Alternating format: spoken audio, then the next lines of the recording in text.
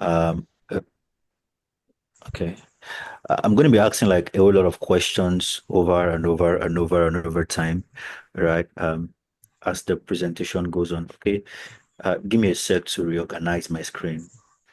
There are so many things here, so I can focus on just the slides. Okay. Zoom is giving me a notification. Um, so yeah, like Tando said, get your pen, get your notes, and most importantly, your mind, right?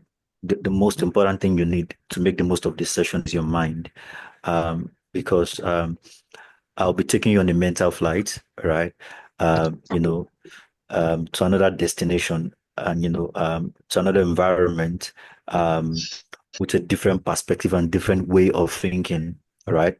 There will be mindset shift, and I need you to just open your mind, and be willing to think about the things you will hear, to think about it, to think about new possibilities, even in the African classroom.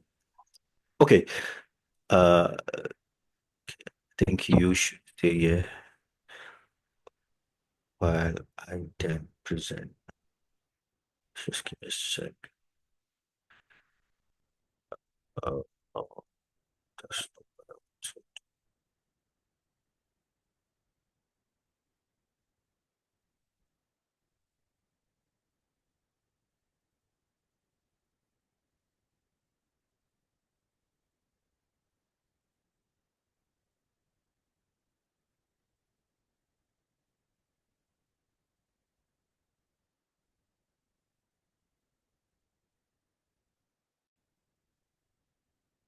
Okay, so now I'm presenting. Can you please confirm that you can see my screen? Yes, so we can see it. Okay, all right, thank you.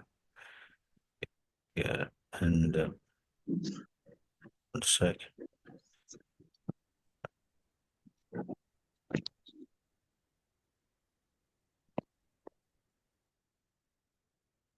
Okay, good. Um, so the first thing I like to do here today is to um go through what I call the next gen teacher's confession, right? Um, so this is just on a lighter mood, on a light mode.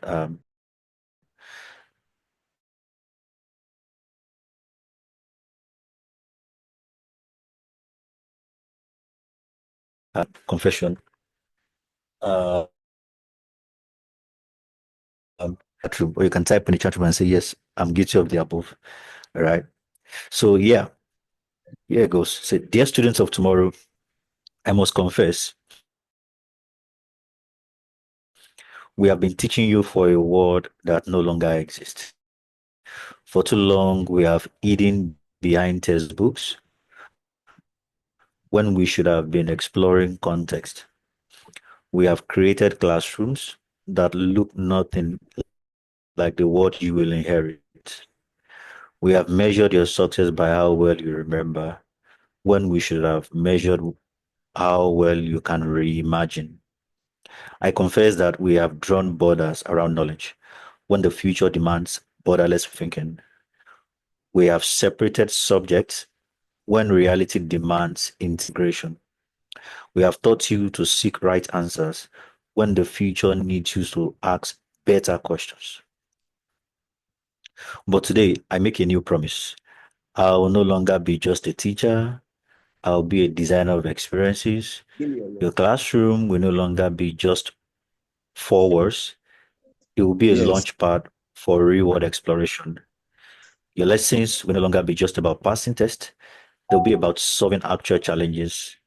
Your learning will no longer be confined to textbooks. It will be wrapped in the context of tomorrow's possibilities.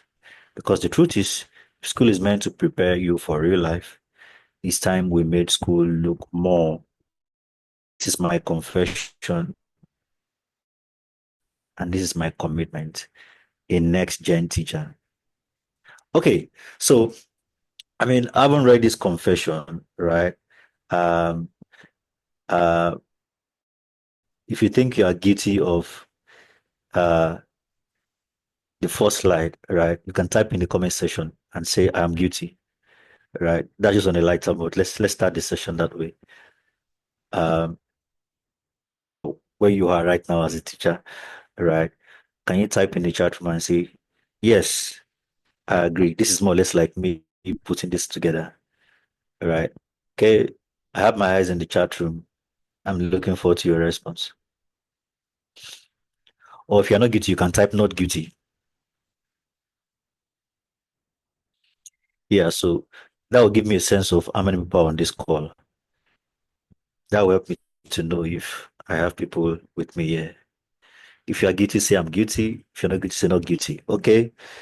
So we have two guilty and one not guilty. All right. Thank you. Thanks for the response. Oh, we have three guilty. Thank you. Thank you for the response. So it means we are four, we are five on the call. That's what it means. We're only five on this call. Uh okay, now we are six. Now we are six on this call. Six guilty, one not guilty. Okay. So we only have six people on this call. That's what it means.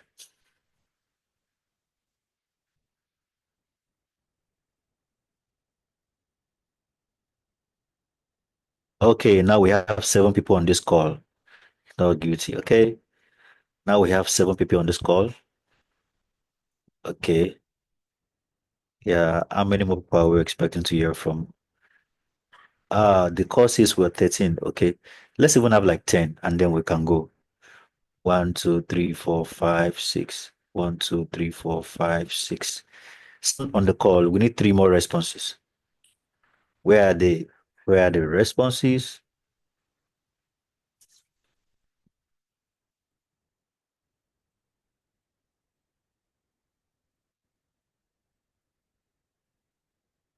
Okay.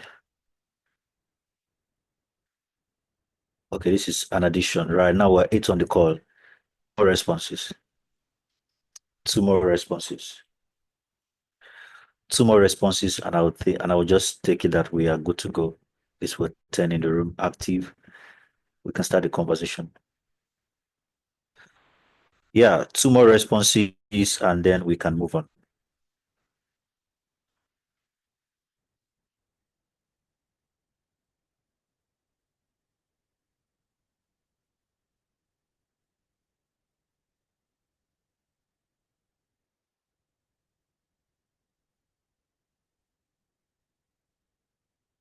Okay, I'm waiting. All right, thank you. Yeah, thank you. And then the last one, and we go. The last response for the day, and we go. Okay, oh, it's fine. I'll just move forward. Right. Okay, so we have so um I don't know how many people on this call have, if you have heard about design thinking somewhere, or if you've done a training on design thinking somewhere, it would be nice to also mention in the chat room. This is me just trying to get to know my audience, right? It's very important. And by the way, I'll also talk about why I'm doing this as we go on. It's part of the session intentionally, an activity that is part of the session. So we're not just wasting time. What we're doing right now is not just a waste of time. Um, so in this room, I am the teacher in quote, and you are the student, right? And I'm trying to know you, because that ultimately should determine how I engage you, right? We'll talk more about that later, right? If you've taken any training on design thinking or any course, or it would be nice to also know in the room, right? But if you've not, you can also indicate and say no. But if you have, you can also mention as well.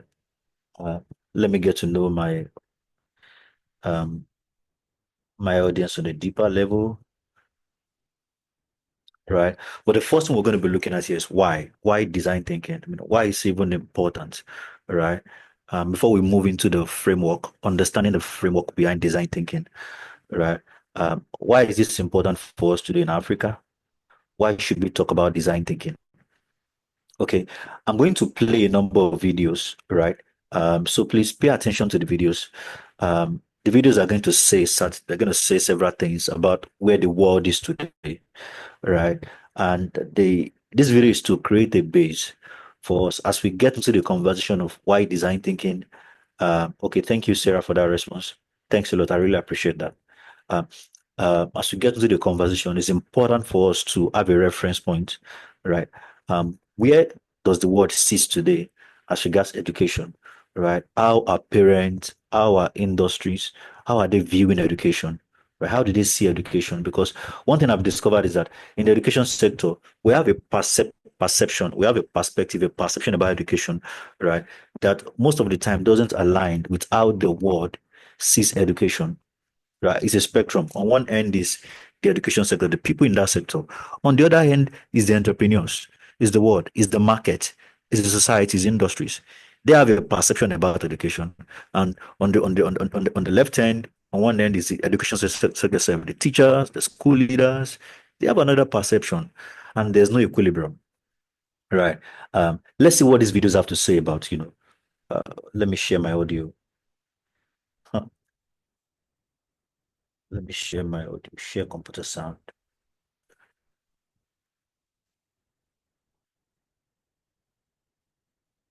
Okay, so yeah, I'm going to play some videos shortly. Stay with me, please.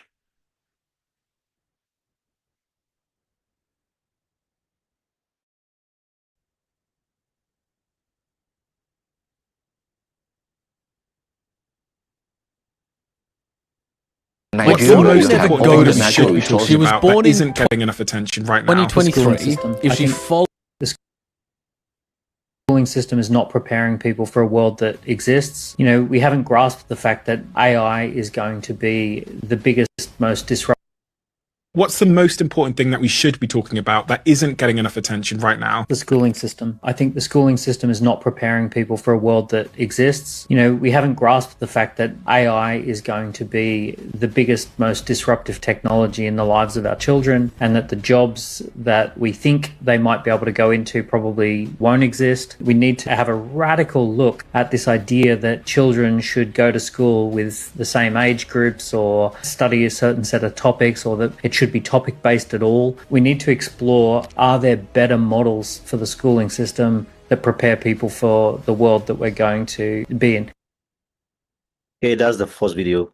And yes, followed the traditional path, she'd. and here's the next one. My daughter will never go to school. She was born in 2023. If she followed the traditional path, she'd finish high school in 2040. She'd finish university around 2045. Schools aren't even teaching what's relevant in 2025, let alone 2045.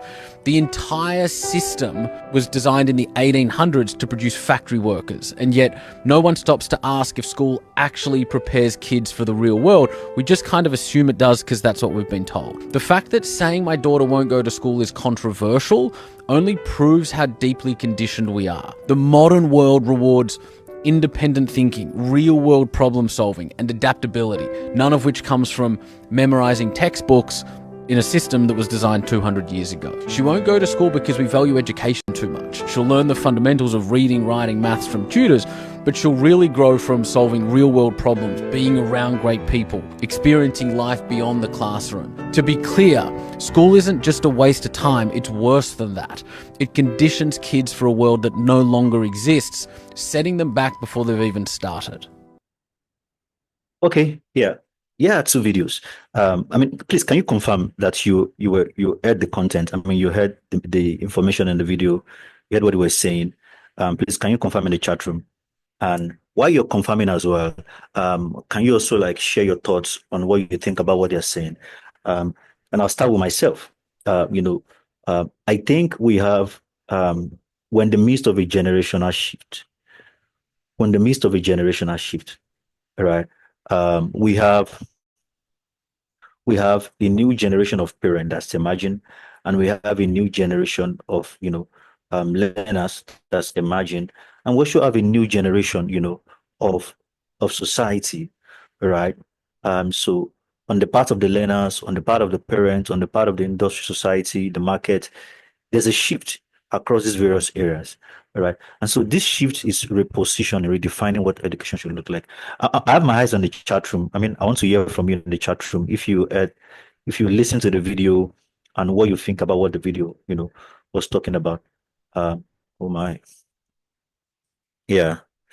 So this is a very interactive session. I'm not a traditional instructor. I don't know how to I like to engage the minds of my listeners because I believe that's the most important thing. Minds have to be engaged. People have to think. People have to share their thoughts. We have to be people that are always thinking, and always speaking. It's very important. Yeah. So I want to hear your thoughts. I want to capture your thoughts. What do you think about the video? If you listened,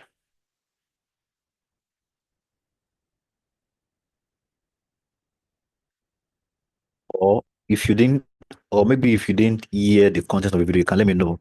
Maybe I probably play the video again for you to hear.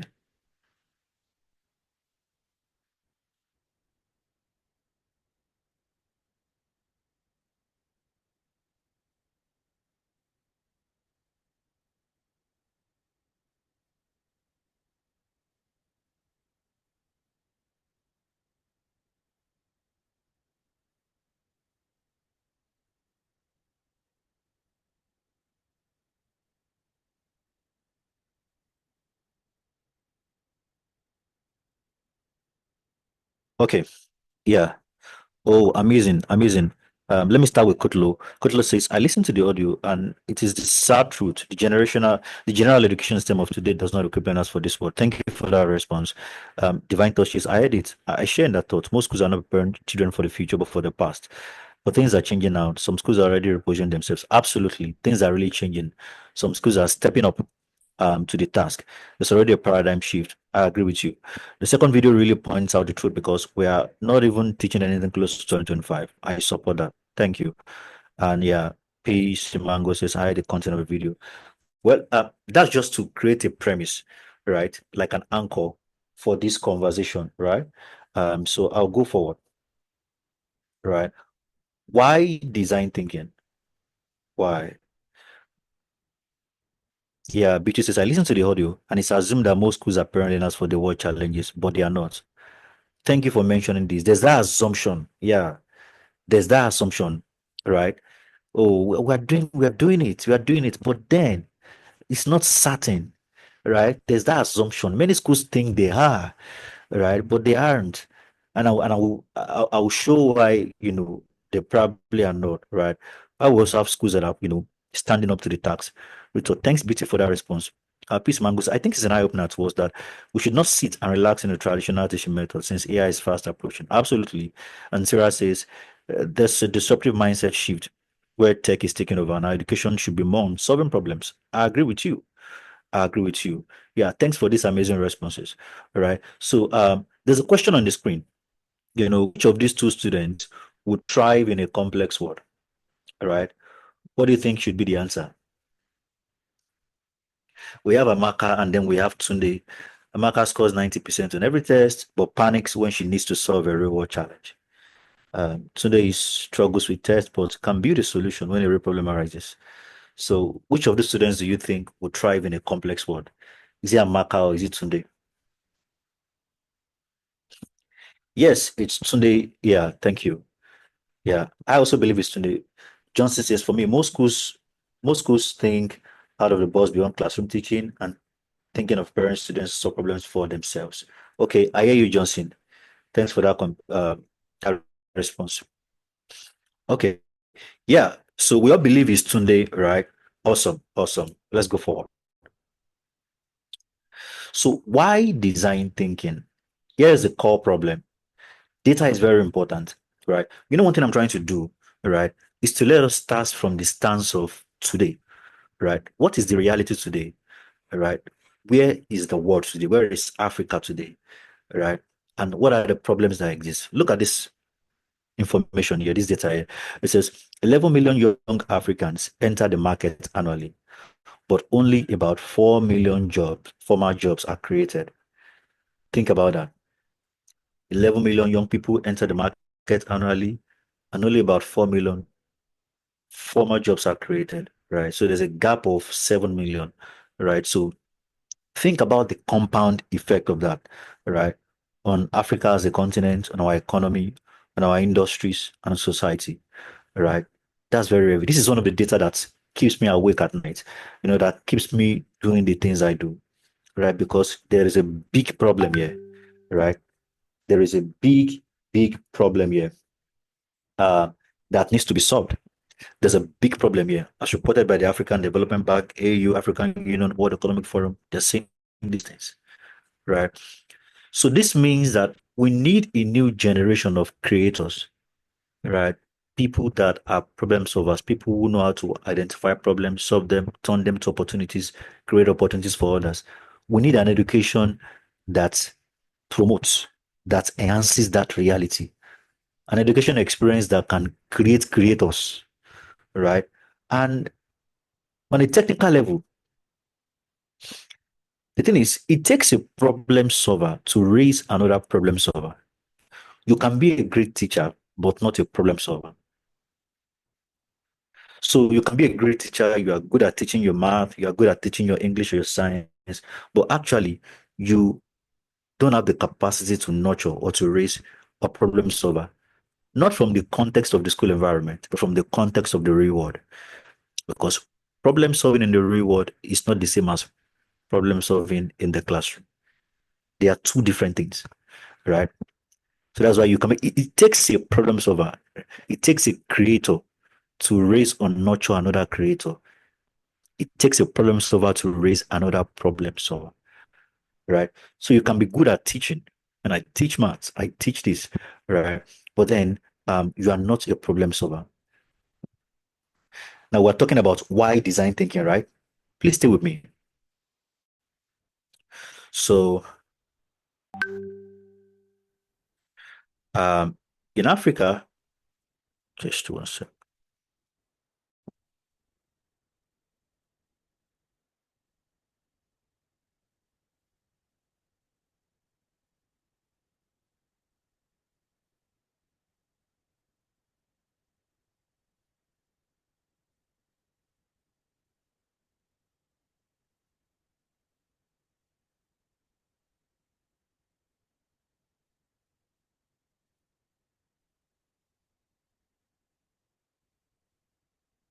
Yeah, so in Africa, most teacher training programs are focused on preparing educators to deliver content and manage classrooms.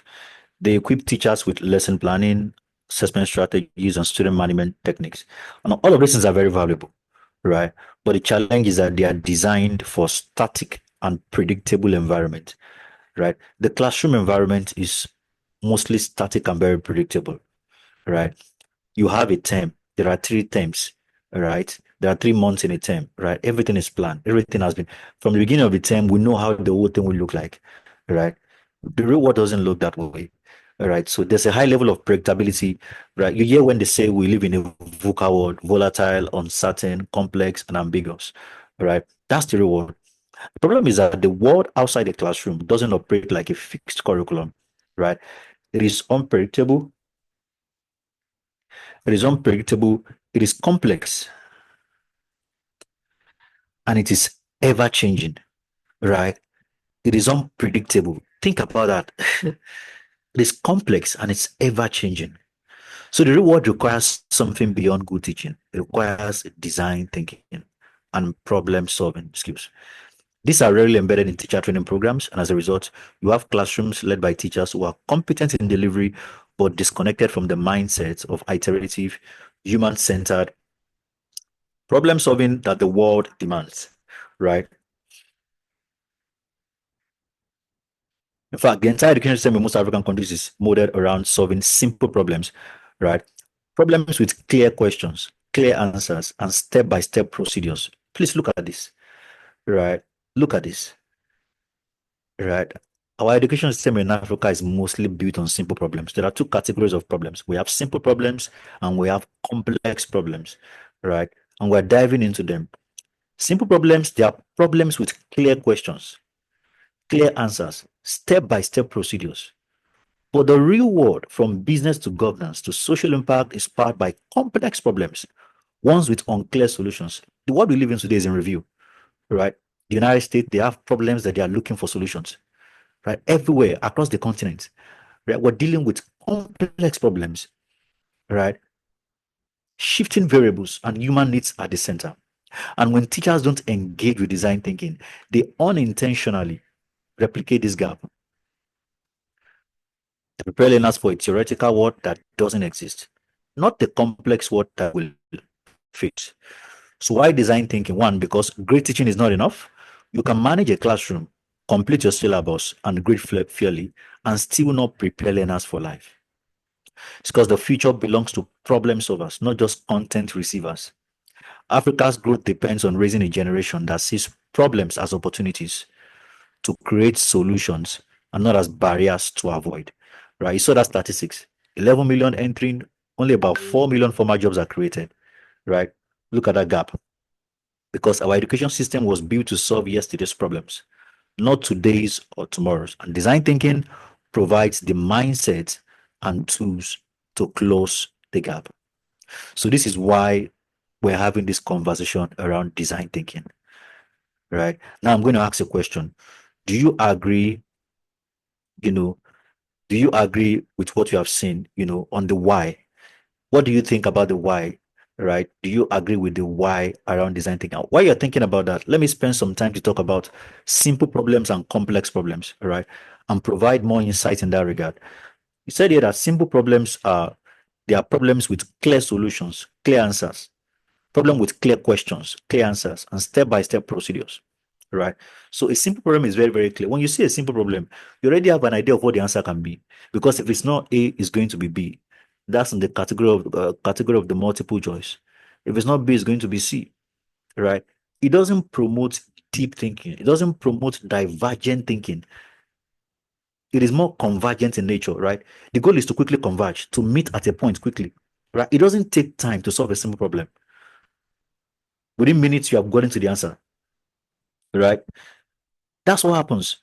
Let's look at the so that's why we can't call them problems. They are not real problems. They are just paper problems within the education system, right? So there are questions on paper from the textbook, right? And these questions are very convergent, right? They don't promote deep thinking for the learners, right? We often talk about critical thinking, but it's usually missing because this problem they're trying to solve, right? There's even a guide. It just makes it very easy, right? And now these days, that these kids have access to AI and things like that, right? So simple problems, that's what we mostly have around. Right? But we know that in the real world, it's about complex problems, right? Who says that, what we call homework or assignment, right, is something that they always have to turn in the next day. How about if it's something that takes a week? Can we begin to bring in those kind of problems into our education system? That would take our learners 1 week, 2 weeks to find the answer. They are iterating. They are doing deep research because this is what they will need to thrive in the real world. The world they will live in is going to be more complex than even what we have today. It gets more complex by the day, more disruptions everywhere. We can't pretend like we don't know that these things are happening, right? The world is complex. The whole world today is very complex, and they will live in a more complex world. So the best thing we can do for them is to help them really by helping them by getting them familiar, right, with the landscape outside the classroom, by getting them familiar with complex problem solving, because that is going to be their reality.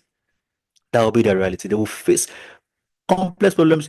I work with a team, and there's this lady that's first class graduate, from one of the schools here, and she couldn't stay like for a month, right? She couldn't stay for a month within the system. I was like, wow, first class graduate, so what were you prepared for? You understand? What were you prepared for? And I've also been there too as well, right? I studied mechanical engineering. I was the best student in my department. I could ace, I could do a lot of things. You know, but then I discovered that one thing that was happening was I was learning how to pass exams.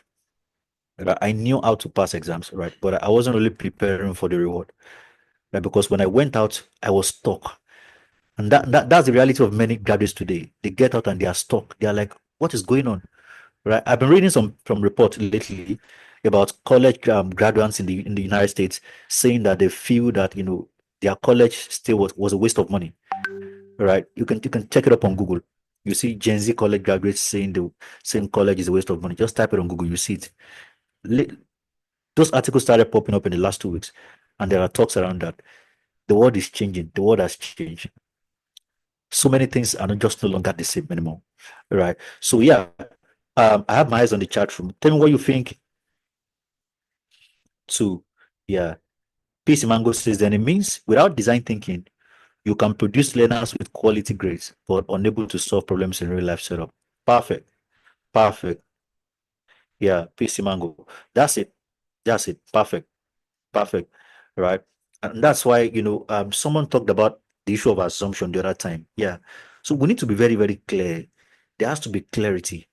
There has to be clarity. Please, I'd like to hear from everyone. What do you think about the conversation so far? What do you think about, wow, how time flies.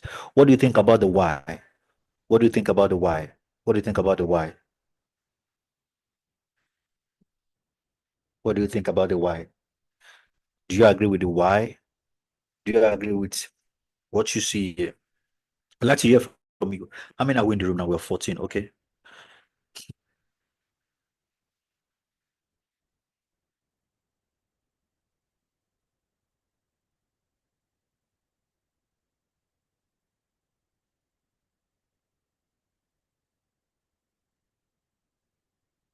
Okay, yeah. Looking forward to more responses. What do you think about the why? What do you think about the why?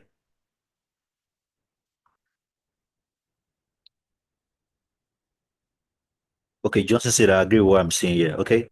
Yeah, I tell agree that DT is the way forward. Without developing critical thinking and problem solving skills, we are just joking as educators. Yes. So the goal of this training, right? Of course, whatever we do here is just very introductory, right? So don't think about your learners first of all. Here, for one moment, you have to be selfish here. What I'm trying to say is think about yourself, right? Think about you becoming a design thinker first, because until you become a design thinker, you cannot nurture another design thinker, right? Until you become a problem solver, you cannot build another problem solver, right?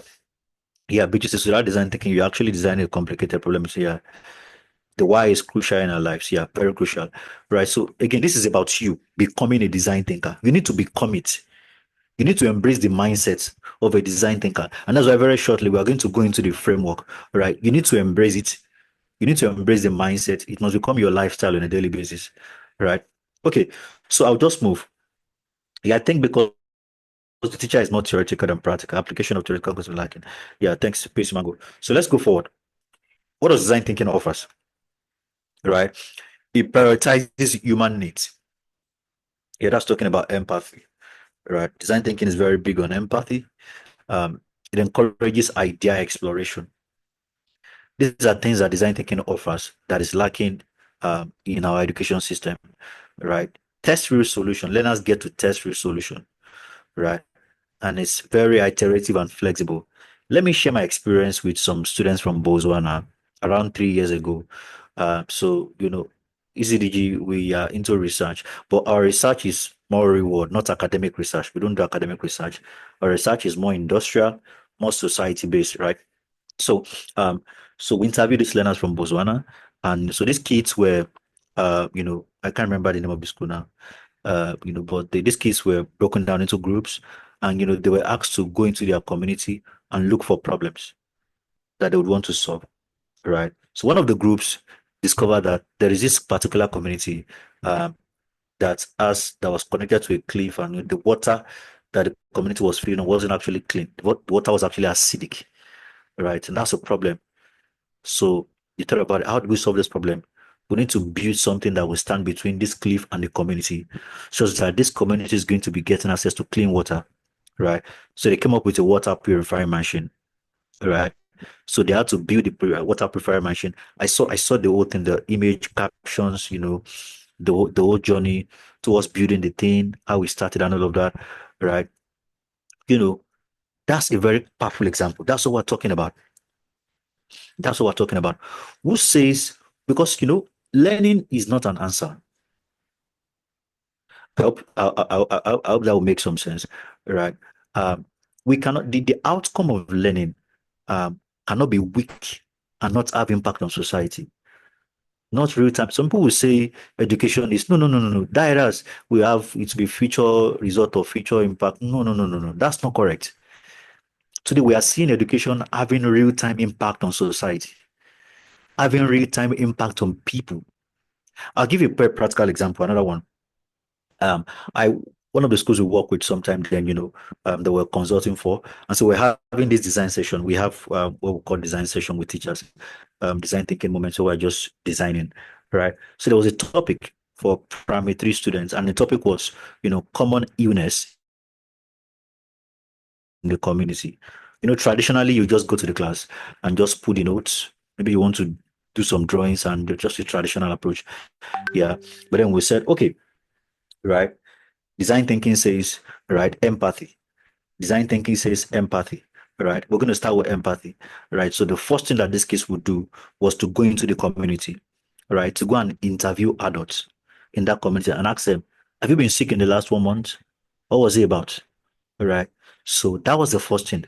And these kids, primary school kids, right? They went to the community, guided by their teachers, right? And they were interviewing these adults. Have you been sick in the last 1 month? Or what was it about? Right? And so they gathered this data and they came back to school and they discovered that for that particular community, the common sickness was actually malaria. It's actually malaria. And so the next thing was then to partner with the local health center to ensure that they come around, right, to come and provide, awareness, let the people understand what they need to do to fight against malaria, that kind of thing, right? So that was the project, right? So think about that, right? Think about that. So design thinking makes the learning experience more valuable, more impactful, right? We would have just done the traditional thing and, they just, well, it goes in the book, it goes in the bag, it goes nowhere. Like my friend will say, goes in the book, goes in the bag, it goes nowhere, right? And there are problems still in the society waiting for solution. Who is going to solve the problems, right? Africa is the youngest continent, right? We have millions of young people who, if not correctly, if we don't channel their energy, if we don't channel their mental energy correctly, all right, to solve these problems that exist, they will stay unsolved. We have a future that is problematic, right? But we have to rise and we can do something. And that's why, as teachers, we have to become design thinker. We have to start thinking that way. We have to approach everything we do as teachers that way. Our approach ensures that we prioritize human needs, right?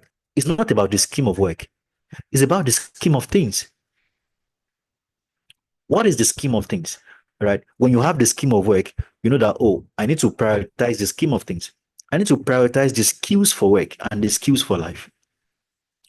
How does that override the entire design and what I'll call my lesson plan, or what we like to call your learning design, right? So it's empathy, right? It's ideation. There's room. The traditional school system makes everything very, very short, very, very short, very, very short, very, very short, right? Everything is very, so there's no room for exploration, right? And so there's no room for ideation, right? We have young people, the alpha generation, they are full of several ideas, but the learning experience they are going through is cutting short the idea because everything is just short. So we have timetable, we have everything, right? We are not giving room, right? For exploration. So the test-free solution is iterative and very flexible, right? This is what design thinking offers, right? Okay, what's the next thing here? So I have some questions here for you. I said, what if your classroom were a startup? What if learners designed their own lessons? What if tests were based on real life problems? What if?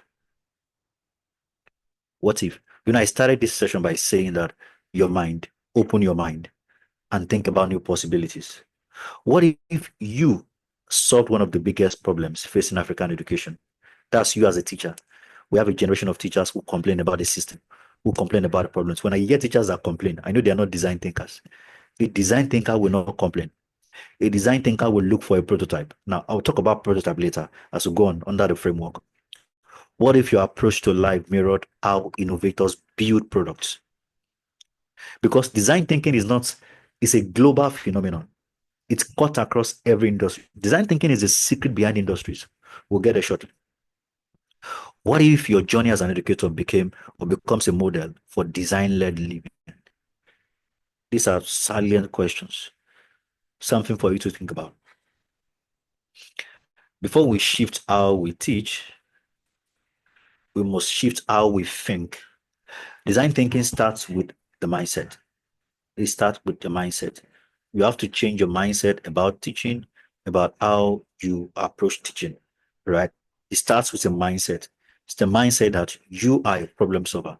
It's a mindset that every problem in any system you find yourself can be solved, right? And in solving that problem, you are not going to get it right at first, right? Okay, let's go on. Um, few things here. A great teacher will produce a great student, but it takes a design thinker to build a problem solver, right? And then we have this thing here, trying to differentiate the traditional teaching method to the design thinking approach, right? Okay, so because of time, I need to just give me one sec.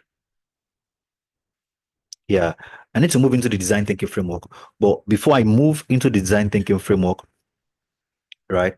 One thing you need to understand is the fact that design thinking is a human centered approach to complex problems, solving complex problems. Somebody's asking, what is design thinking, right? You're asking that question, what is design thinking? Design thinking is a human-centered approach to solving complex problems. And it is used by top-rated global companies like Google, Apple, and many startups. Design thinking is the secret behind many industries. If you look at all these companies, behind every product they build, right, is design thinking. So what you are being introduced to on this call, right, is something that has global value, something that has global relevance, right? So this can upgrade your capacity as a teacher. If you're thinking of the next thing you can do to upgrade yourself as a teacher, right, is to learn about design thinking, right? Design thinking is the next level of teaching. It's going to distinguish whatever country you are, whatever society you are, it's going to distinguish you like you're going to become a different teacher, right? Um, because you are bringing the real world into your classroom.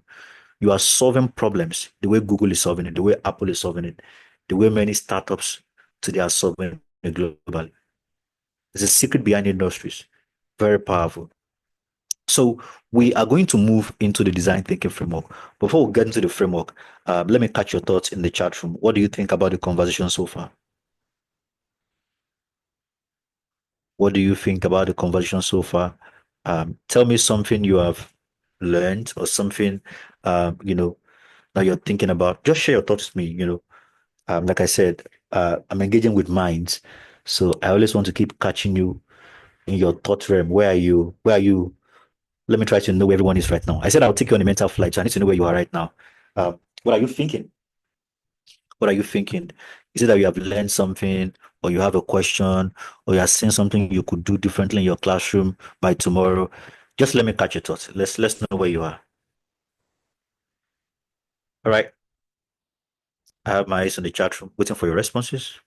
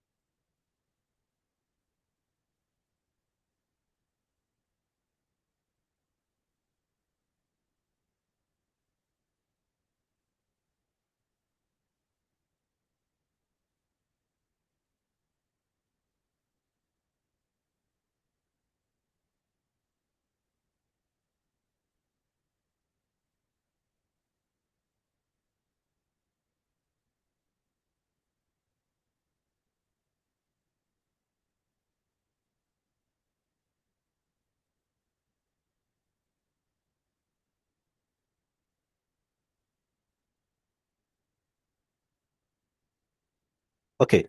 So Divine Touch, I'm already having a mind shape of my teaching methodologies. Yeah. Thank you, Divine Touch. Nostra says I'm learning new things.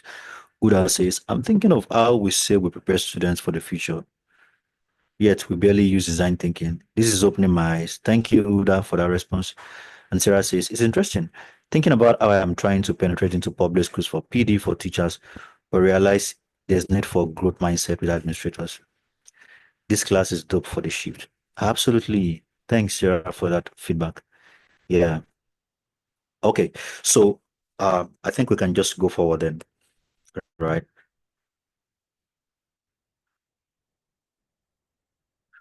Okay, Beauty says, right. I'm just wishing if all my colleagues were here so that together we can make that change. Design thinking, shifting our mindset. Absolutely. Absolutely. Uh, wait,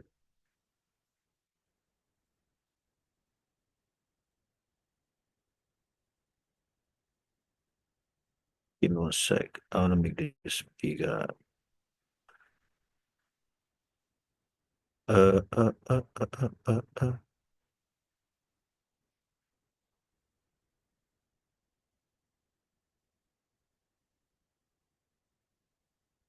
Okay. Um,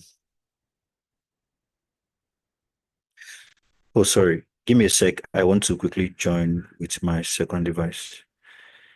Yeah, so Mr. Emerald, I will need your, let me see. Yeah, thanks for the feedback. Keep it coming. Yes, sir, you have validated the perspective I've been having when facilitating. Being practical and using practical ideas is relevant. Very important. Truly, I need to be a good thinker as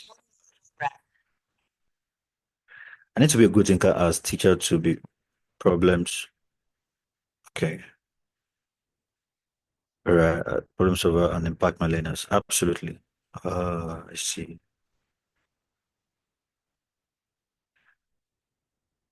Okay. Yeah. Thanks, guys. Thanks for sharing this amazing feedback. Okay. Uh, this is the design thinking framework, right? It speaks to five phases. So the framework says there are five phases. Yeah, since there are five phases, there is the empathize phase, and it goes to define, goes to ideate, it goes to prototype, and then it goes to test. All right. So let's break into the five phases. Now, in these five phases, I'm going to be asking you a lot of questions. And so get ready, get ready. You're going to have a lot of questions to answer as we go on. We're going to do this roughly within 30 minutes so we can jump out of here. The first phase here is the empathize. Now, like I said, I'm not dealing with you as a teacher in this masterclass, right? So just don't for this meeting, don't see yourself as a teacher, right? See yourself as a professional, right? In an industry, right? Because what we're talking about here is the secret behind industries and very universal, right? So see yourself as an individual that wants to grow his or her problem solving skills. Very important, please. Please see yourself as an individual that wants to grow his or her problem solving skills, right? You want to be able to raise other problems, but you yourself want to first become a problem solver, right? So this stage is all about stepping into the shoes of the people you are designing for. So design thinking says that the first thing you want to do is to empathize, right? It involves observing, engaging, and immersing yourself in their world to uncover latent needs and challenges. So this is what industries do, right? Anytime they're trying to build a new product, right, or service, there's that thing they do, right? They roll out surveys, they do market research, they're trying to really understand, you know, what do people really need? They can have an initial idea, but beyond the initial idea is that the market must validate the idea. So it's about understanding user needs deeply. Now, this thinking applies to every industry, including teaching, right? What is it saying to you is that you cannot work with kids you don't know. As a teacher, your business, the first thing you have to do is to know your learners and their needs. It's so important. It's so important. You are immersing yourself in their world to uncover their needs and challenges. Like I always say, you know, being a 10-year-old in the year 2000 is not same as being a 10-year-old in 2025. No, they are two different words. And that's why we tell teachers today that are adults, right? You have to change your mindset, right? You have to embrace what I call reverse mentorship, right? See those kids as your mentor. Why? Because you need to be humble enough to learn what it means to be a 10-year-old in 20, because you don't have the experience. You have the experience of being a 10-year-old in year 2000 or 1990 or year 2010, but you don't have the experience of what it means to be a 10-year-old in 2025. So empathy says that first come into their shoes, spend time in learning. I see many teachers in schools today who don't know the alpha generation. They don't know who they are. They don't understand their world, right? And that's why these kids are asking questions. A teacher was telling me the other day, he said he was in the classroom and the students and one of the students said, "Sir, these things you are teaching us, I can check them up online. Don't worry, don't disturb yourself. You don't need to stress yourself." Think about that. You don't stress yourself. I can just check up these things online, right? We are we're in the midst of a generational shift. A new generation is here. And if we don't know them, we can't work with them. If we don't know them, we can't work with them. So this thinking is very important, right? Now, that's students to teacher relationship, or just within the school environment, right? What is that problem you have seen around, right? For you to solve that problem, right? Because we need a new generation of teachers who are design thinkers, who will not be complaining about the problems in the education sector, but who are taking steps to solve them. The first thing you have to do, right, is to step into the shoes of the people you are designing it for. You need to observe. You need to engage with people, listen to them, immerse them in their world to uncover what the needs are and the challenges. That's the first step in solving any problem. Empathy. You can have great ideas, but the first thing you have to do, right? So see an example here. In the non, I told you, I'm not. This is not focus on teachers. You're a professional, you're an industry. Look at a mobile app designer spends a day with elderly users to understand how they interact with smartphones. Look at that. The goal is to design an interface that is intuitive and I can't say this very well for them, right? And that just works for them, right? The key insight here is the fact that empathy is the foundation. Empathy is the foundation, right? Empathy is the foundation. Empathy is the foundation. Without truly understanding users, right, solutions may miss the mark.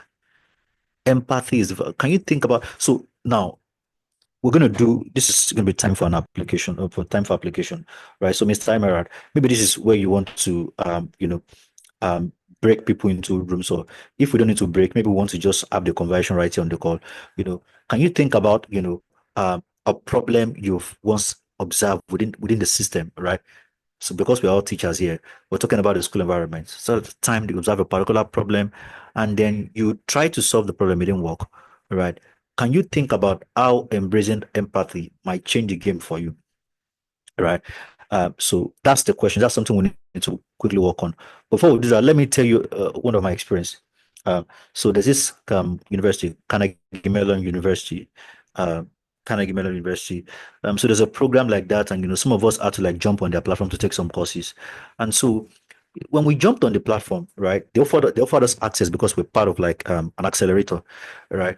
So when we entered, the platform was just too bulky. The whole thing, you know, just few of us were taking the course because the whole thing, the cognitive load was just too much. Even me, I struggled. It's just too much. The videos, everything was just, the videos were too long, everything, the whole thing. So I believe they observed that people were not really taking the course. So they set out to solve that problem. And guess what? What was the first thing they did? The first thing they did is that they asked all of us to they asked for a call, a meeting with each and everyone, right? And they even offered to pay for that meeting. They paid $50 for every meeting. They paid $50 for every meeting, right? So you are coming to the meeting, and what they want to do is ask you questions. What do you think about the platform, right? That was the first question they asked me. What do I think about the platform? And I told them, I said, oh no, I didn't enjoy it. Even though the content was very great, but they could have, done it in a different way and all of that, right? This is CME, this is an established university, right? So they are agile enough to know that what they have is not working, right? When what you have is not working, be humble enough to accept that it's time for a change. When you have a system that is not working, you need to start asking yourself, what am I doing wrongly? All right. And so they started asking questions, and then they showed me something that looked like the new platform, asked for my opinion. What do I think about it? You know, the various parts and everything. Now they are ready to design a platform for the people. You know, you don't design for your learners, you design with them. There are two different things. Designing for them, you will not get engagement. there won't be sense of ownership from the learners if you are designing for them. But when you are designing with them, they will be involved. There will be engagement. There will be a sense of ownership because it's not just what it's not. I'm not doing what my teacher says to do. I'm doing what I actually want to do, right? Because they are a copper. You see how design thinking changes the game, right? It's how it changes the game. Empathy is the foundation. Very powerful. Very powerful. They complain around engagement in the classroom. Empathy is the foundation. Empathy is the foundation. So let's do um okay, you know what? Let me take step one and step two, and then we'll do the breakout. We'll just do the breakout for 5 minutes or maybe 10 minutes, very brief, and then we'll just move forward. Right. So step one is to empathize, right? And that's the foundation. Very, very important. Um, then step two is to define. Now, when you are empathizing, remember you are observing, you are taking notes, you are putting yourself in their shoes, you are asking questions, you are engaging them, you want to uncover the needs, right? Step two brings you to a point where you now identify the real problem, right? The first step in solving a problem is to define it. The problem has to be clearly defined. Okay, this is what the issue is. At this stage, you synthesize the insights gathered during empathy work to pinpoint what the real problem is, the problem that needs solving, right? It's about reframing the challenge in a clear, in a very clear, right? In a very clear, in a very clear way. So we know what the problem is. We know what the problem is. Look at an example here, right? An automotive company discovers that drivers aren't just looking for fuel efficiency, but are also concerned about vehicle maintenance. So now they redefine their challenge to focus on creating a vehicle that minimizes long-term cost. So you see what they did? But they discovered that, this is what the drivers want. And so it was very clear. Now they now redefined it. Okay, that this is what we're focusing on, right? So what's the key insight here? A well-defined problem sets the direction for effective ideation. The next step after this is to ideate, the I, right? But you see, your ideation won't be effective if you have not identified what the real problem is, right? Do you think your learners are not making progress in a particular subject? Are you struggling to get whether it's between you and your student or it's between you and just the system, whatever problem it is, right? In solving that problem, the first thing is that you have to calm down, right? You have to empathize. Those that are involved, listen to them, gather enough insight, listen to them, listen to understand, and put all of that information together and identify what the real problem is. Oh, right. So now, Mr. Emerald, I think we can do the breakout now, and just discuss around a problem uh, that you have tried to solve in the past within the system and how you have approached it.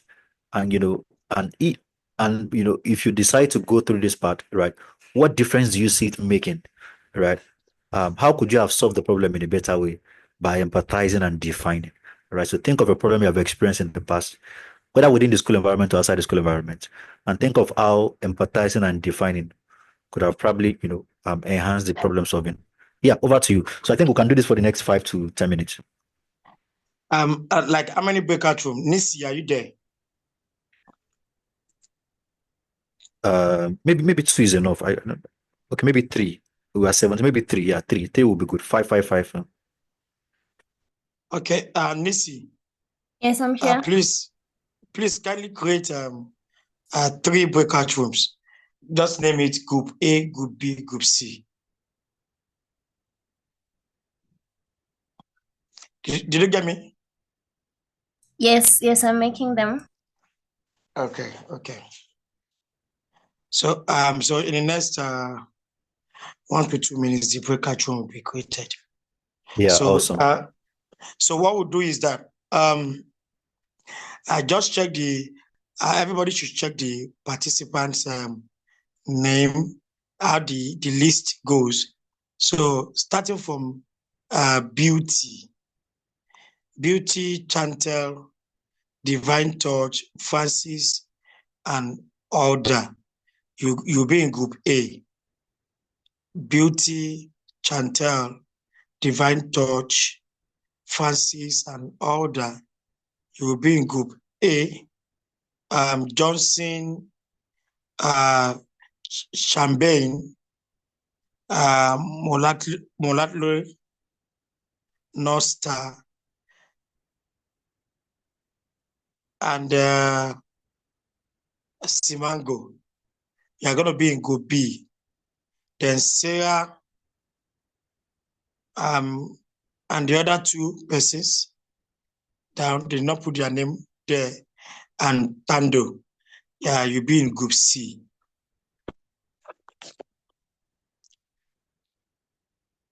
I hope I'm clear enough. Yes, you are.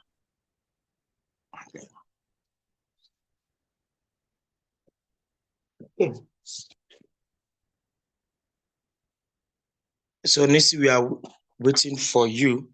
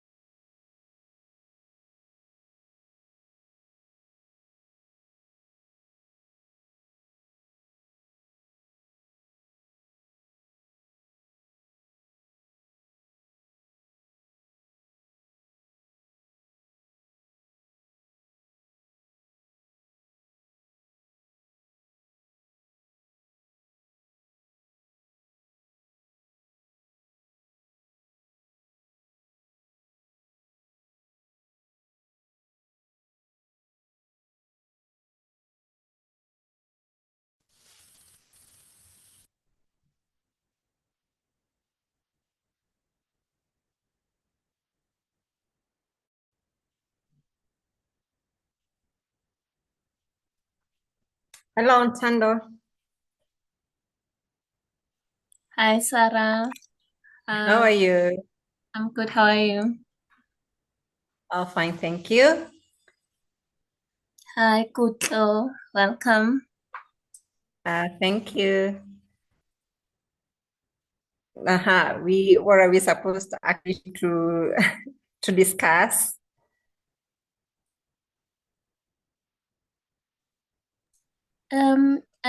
I think it's the question that he gave us before we left the main room. On the problem that would solve Yeah, on the problem that design thinker. design thinking can solve. With our in our current classes. Oh. Yeah. Okay. Okay, fine. I think three? yes. We're only three. Looks like we are three, yes, but I can see the other person. Who's the other person? Okay. Oh, Katla. There are nine unassigned participants. Maybe they're still coming in. I think you only mentioned three of us, Sarah, and the other two. So you are the other two, Tando and Katla. Kutlo. Yes. Okay. Okay. Kutlo? She's still not unmuted. Kutlo, yes, Hello, can welcome. you hear me? Hello, ladies. Hello, Kutlo. Hi, welcome. How are you? I didn't get the question again. May you kindly repeat it?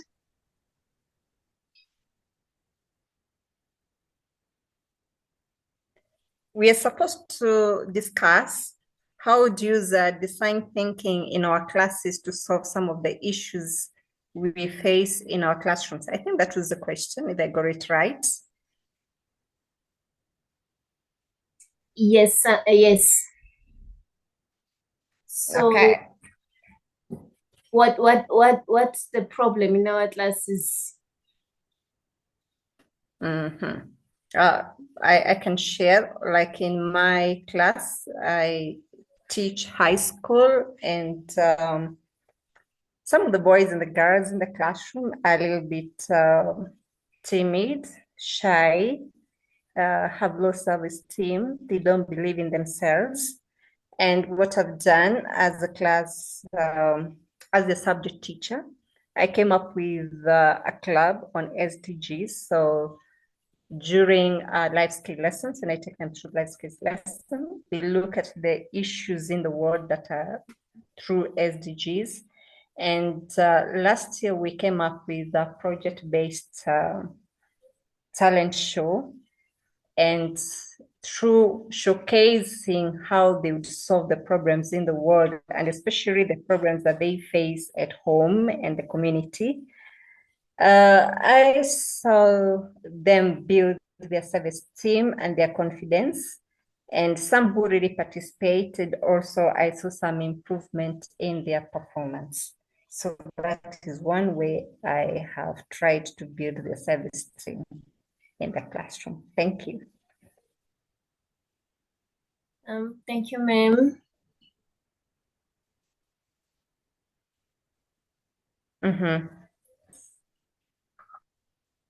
And Tando?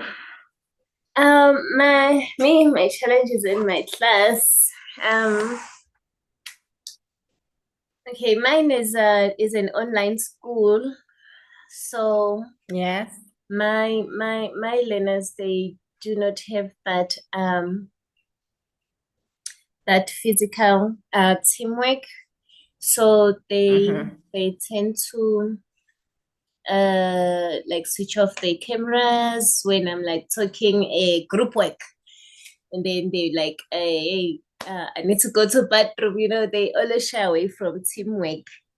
So I will have to like try find how I can make them more engaging with one another, especially during teamwork, because they I would say they're shy, or they do not socialize much because they are at home. They're always indoor, so that social part in their lives is not active. So they tend to be shy when they are also in class, especially when they're doing your group work. So they're more free when I have to call out their names. Okay, A answer, B answer, and then they know that I'm talking to them directly. So if they are randomly talking to each other, no, that isn't really happening. Yeah. Then, so for design, using design thinking, I think I will have to apply it to make my lesson, or maybe give it a different questioning system for them to engage with each other. So it's a different questioning system. Okay. Not sure how, but yeah. What about presentation, as you build their public speaking skills and build their confidence? Oh, okay. They have to do presentations, to give work, and they can do presentations online and on camera. because the only thing that they currently do is reading, Yes. reading materials, but I have not given them like presentation tasks. Though they do activities, but they'll always want to hide. My worry is presenting together as a team. Like they can do their individual work, but together it's just a challenge. Yeah. Probably you can encourage individual presentation just for a few minutes. Then with time they get used to one another and now get used to the teamwork. Probably my insight. Okay, ma'am. Thank you, ma'am. Thank you, Sarah. Okay, thank you, Tando. Kutla, welcome.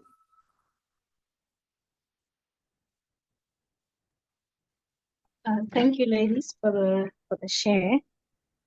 For me, I deal with teaching students one-on-one, especially concerning number subjects, accounting, maths.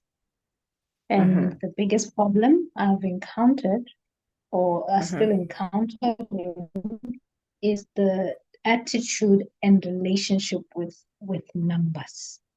Some don't have the confidence to solve particular problems, and some genuinely do not think that they need, to be learning this material, because what's the use? It doesn't align with whatever career they want to do. So in terms of design thinking, I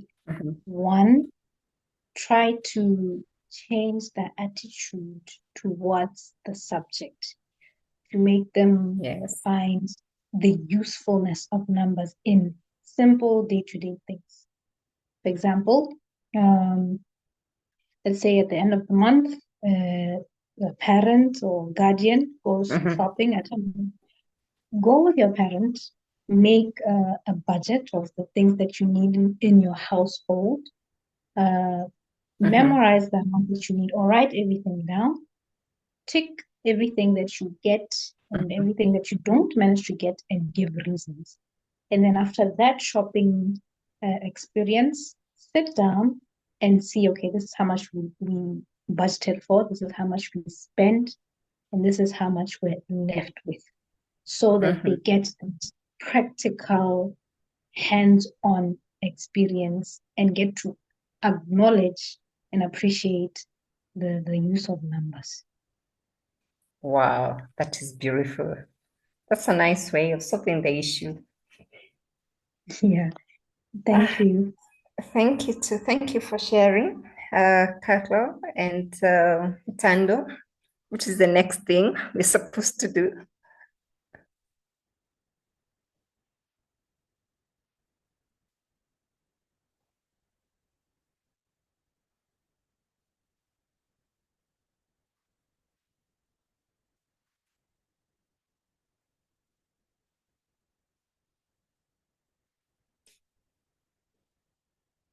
We move to the class.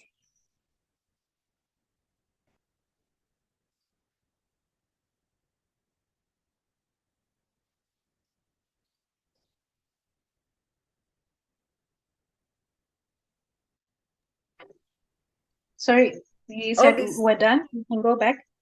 This Josephine. Josephine just joined us. Welcome, Josephine. Okay, good afternoon, ma'am. I actually wasn't following on time. I logged in and I think my network was not good enough, and I discovered I was out of the meeting. I came in shortly and I was asked to join a group. So I actually wasn't following from the previous discussion, but I know they're discussing something on design thinking. But I cannot just start sharing from what I've not gotten a clear and a detailed explanation or understanding of. But all the same, I'll be following from what you're doing now. Okay, thank you, and welcome, Josephine. All right now.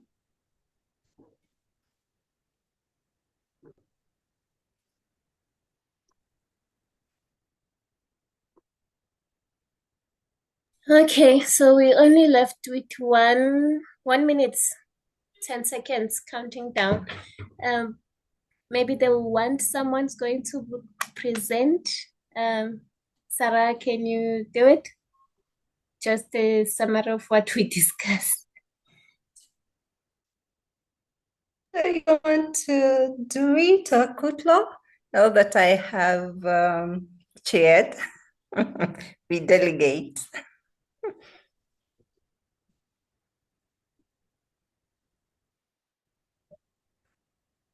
I will try as long as we...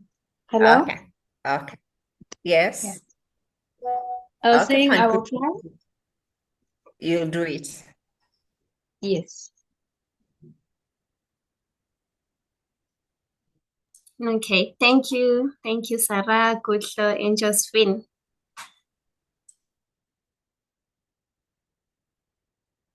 You're welcome.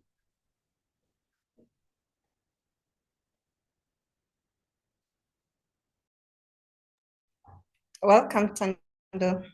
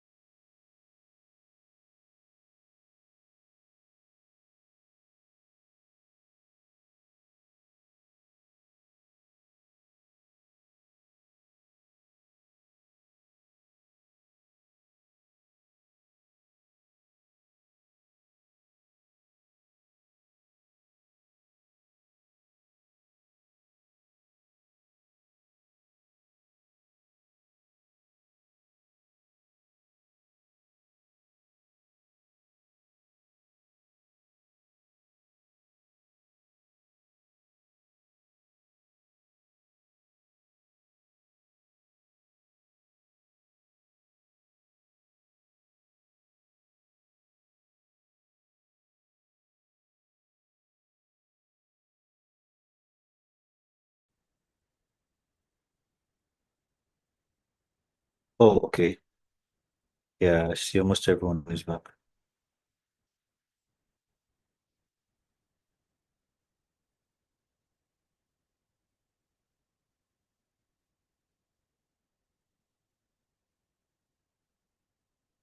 Yes, everybody is back. You can continue.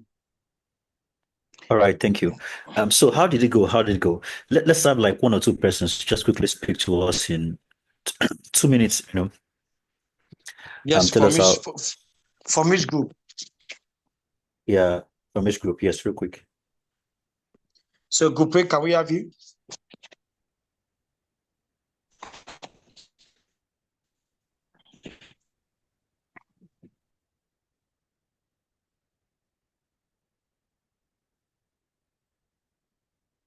Yeah, can we have the speakers from the group?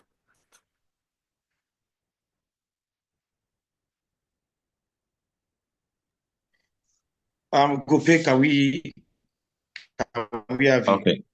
Okay. Can Good we have your afternoon. representative? Good afternoon. Yes, sir. Yeah, good afternoon. Okay. Yes, it's one. We have two type. One was academic based, and second is non-academic based. So the learner has a challenge. So walked up to the teacher, and the teacher threw empathy. Okay, what is the issue? So my mom usually locked me. No, the mom. Sorry, is it the mom or the grandma? So locks there has a family issue. So parents lock her out and all of that. Even at 12 a.m.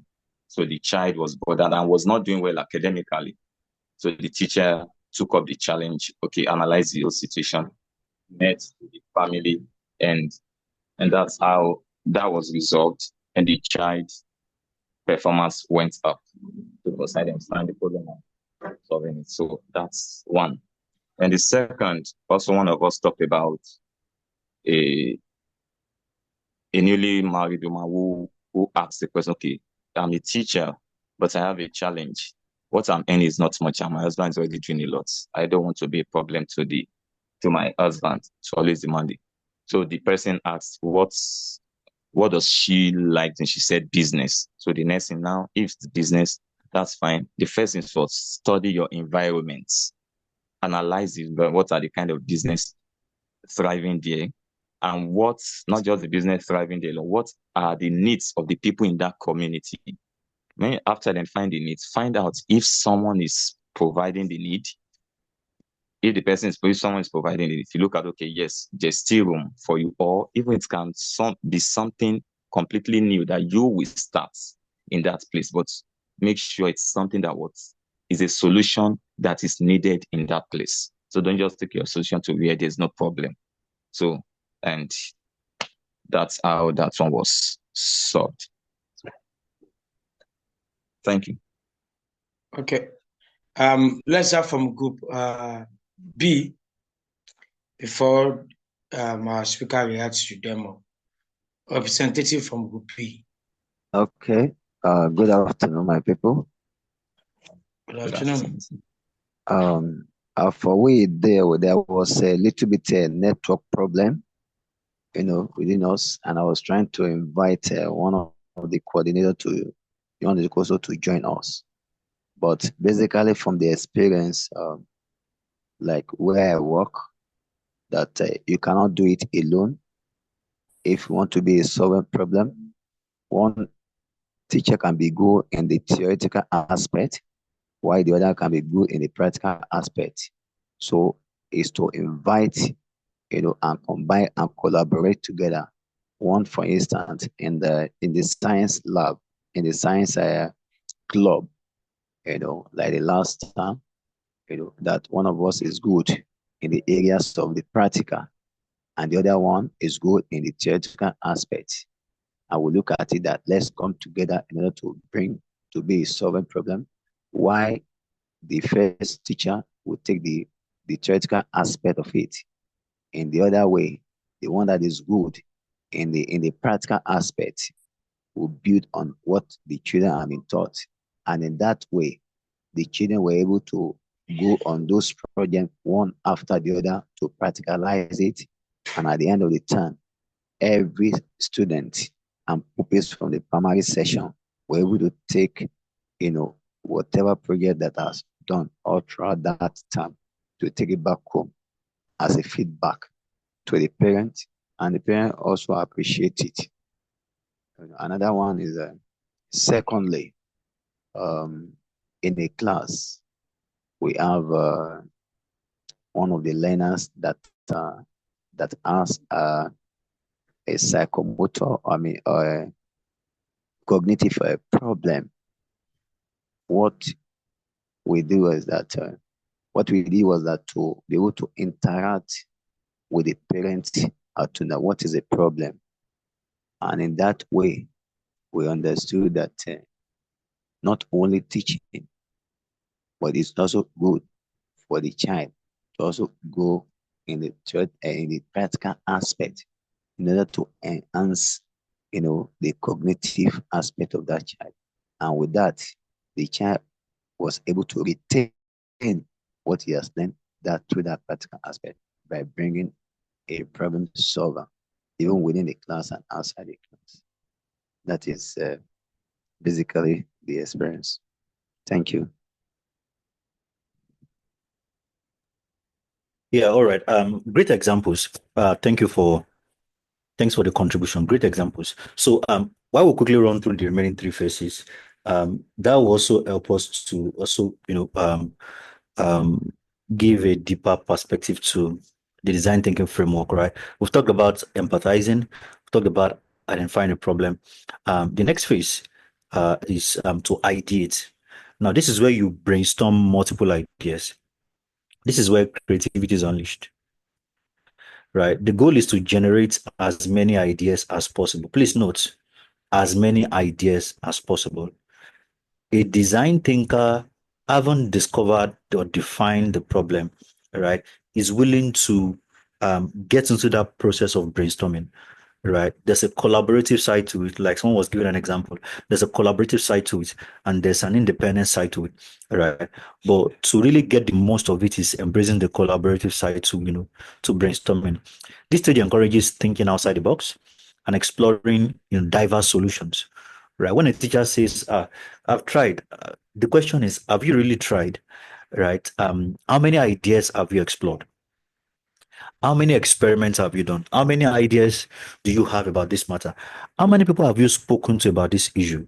And how many ideas do you have on this particular? Now, again, this things we're talking about is universal, right? Across industries, across across industries, across there's something WhatsApp does, or they're even doing currently, right? You know the way the WhatsApp you used last year is not the WhatsApp you're using this year. If you use WhatsApp, right? Some features have been added, right? And before they add this feature, right, one thing they want to do is to just kind of like sample the opinion of users to know what they think about this idea, right? But you see, they keep having various ideas, right? Around how they can just keep, how they can solve problems, how they can make the product better, how they can make the experience better for the users, right? So you need to be in that place where you are generating ideas, right? And when they do that, they get a lot of responses here and there, and they have a lot of ideas around.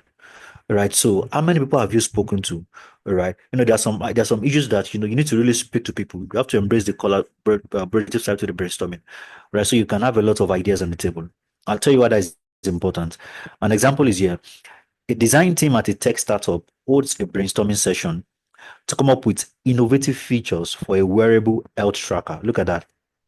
Ideas range from heart rate monitoring to stress level analysis using sensors, right? You see what that looks like, right? So the key insight here is the fact that the more ideas you have, the higher the chance of finding a breakthrough solutions. You see that? The more ideas you have, the higher the chance of finding a breakthrough solution. The more ideas you have, right? So a design thinker has the patience to engage with people, right, in brainstorming, right? So it means you are going to be that kind of teacher. You won't. I see many teachers working in isolation, working in silos, right? So they complain about the job. You can't strive in isolation, right? So are you that kind of person that's always discussing with people, whether within and outside your classroom, right? Brainstorm. I'm on LinkedIn, and sometimes some people reach out and say, "Oh, I just wanted to like, what do you think about this? Do you mind if we just have a Zoom call?" People reach out just to connect, network, and just they want to meet me, or just to know what I do and see if there are collaboration opportunities, and same way, same thing on my part too as well. I'm also checking out for people I'm connecting, you know, connection requests, trying to meet people, learn from what they are doing, and trying to see if I can get some ideas here and there. That's how it happens, right? That's how we build the capacity to solve problems, right? The more ideas you have, the higher your chance of finding a breakthrough solution, right? Don't conclude that the problem cannot be solved, right? A design thinker does not do that, right? The solution to that problem is somewhere out there. Is somewhere out there. Someone has gone through that kind of situation, that kind of circumstance, and has the experience. How open are you to engage in brainstorming? Right? How open are you to engage in brainstorming? That's it. So, and after ideating, right? Now, after you have engaged in ideating, you have brainstormed, you have a lot of ideas on the table. The next thing is to prototype, all right? Is to create a tangible solution. Now, prototyping involves turning your ideas into simple, testable models, right? Simple, testable models. Now, this is often a low cost, a low risk way to explore how a solution might work in the real world, right? You see, nobody gets it right from the onset. I was talking about WhatsApp. The WhatsApp you were using 5 years ago is not the same WhatsApp you are using today. So when WhatsApp set out, right, they started with a prototype. That's what they call it across other industries. They call it a prototype. They started with a prototype and people were using it and they were learning from their experience. What it cost them to get a prototype is not what it cost them to have the one they have today, right? So that's the process. There's always that simple testable model, right? Now, in your own case, it might not be a product, right?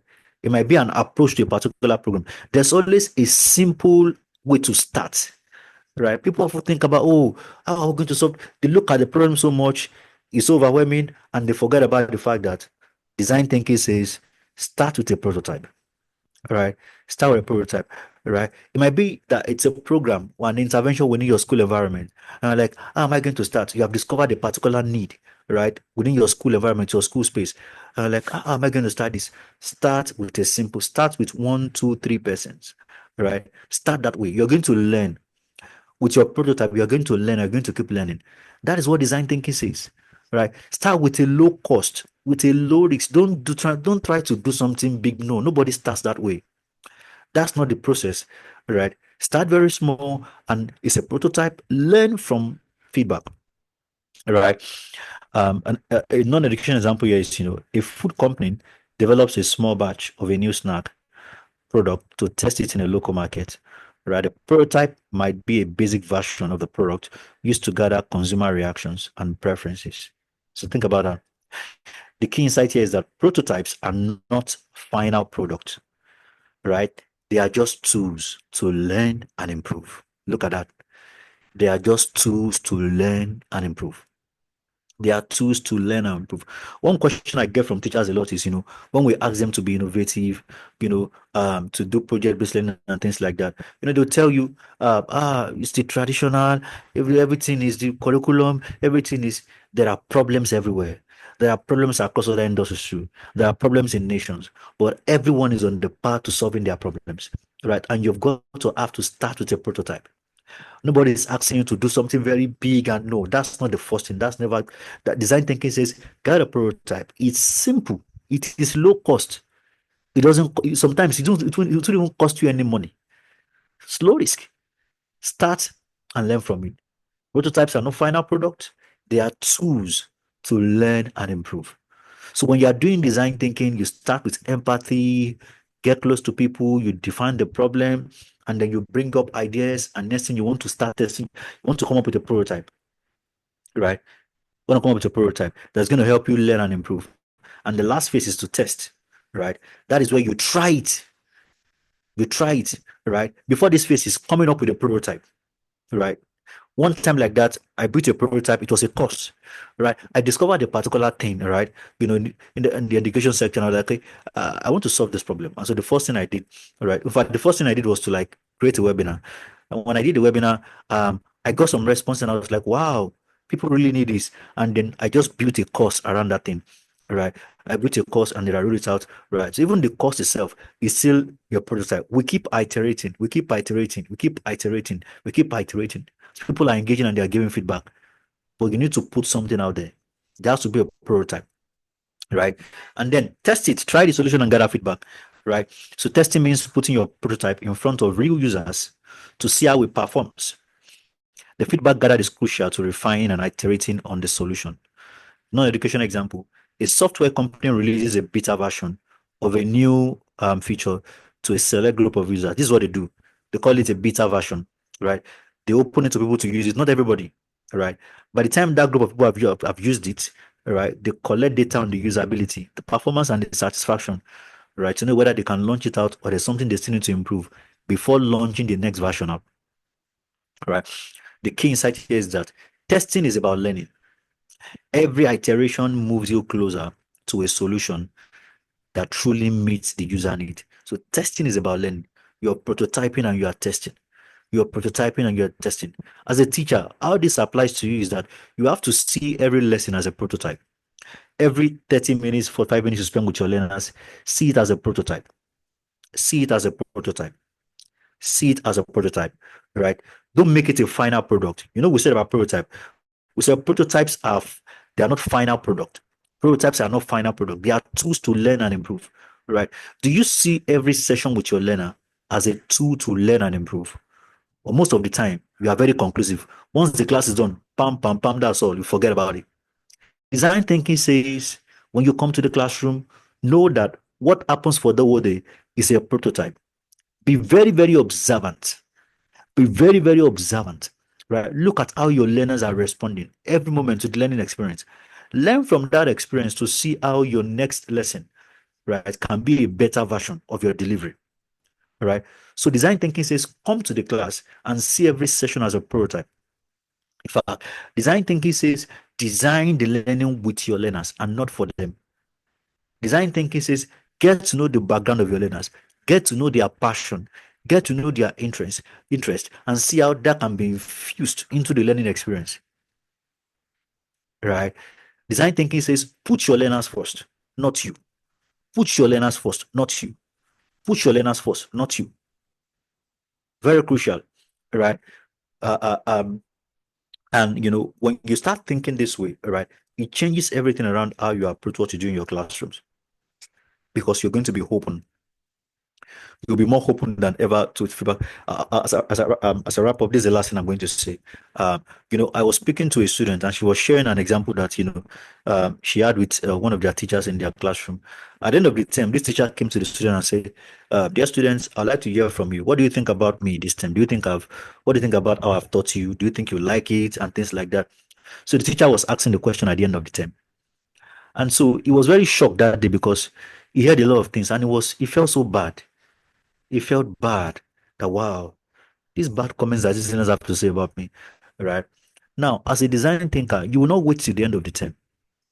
As a design thinker, you know that every class is a prototype, right? And it's important for you to know, you know, what your learners have to say about that.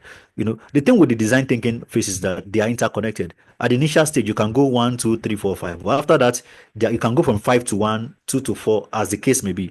In the context of teaching right now, I'm saying we have to be always empathizing, getting close to your learners. After every session as a prototype, you are going back to step one and saying, guys, what do you think about this? I hope you enjoyed the session. How do you think we could have done this differently? It takes a level of humility to do that.